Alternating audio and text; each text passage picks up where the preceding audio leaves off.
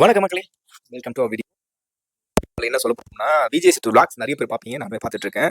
போன வருஷம் வந்து பார்த்தீங்கன்னா, நம்ம ஹாப்பி ஸ்ட்ரீட்ஸ் நம்ம வேலை செய்ய நடந்தப்ப நம்ம ஒரு கொஸ்டின் கேட்டிருப்போம். இந்த மாதிரி விஜய் சித்து விளாக்ஸ் வந்து உங்களுக்கு பிடிச்ச சீரிஸ் எதுன்னு சொல்லிட்டு நிறைய ஒரு வீடியோ மட்டும் நம்ம ரெகுலரா பார்த்துட்டு இருப்போம்ல, அதுல அந்த மாதிரினா என்ன கண்டு சொல்லுவீங்க? பேர் நிறைய சொல்லிட்டு இருப்பாங்க. பட் ஆனால் நான் சொல்லல. இப்போ ரீசெண்டாக பார்த்தீங்கன்னா கார் சீரிஸ்னு ஒன்று ரிலீஸ் பண்ணியிருந்தாங்க. கரெக்டாக ஆகஸ்ட் 3ஆம் தேதி ஃபர்ஸ்ட் எபிசோட் போட்டு 31 இன்னைக்கு தான் முடிச்சிருக்காங்க. இந்த மொத்தம் 13 வீடியோ. எனக்கு மட்டும் இந்த கார் சீரிஸ் வந்து பர்சனலா செம்ம கனெக்ட் ஆயிடுச்சு.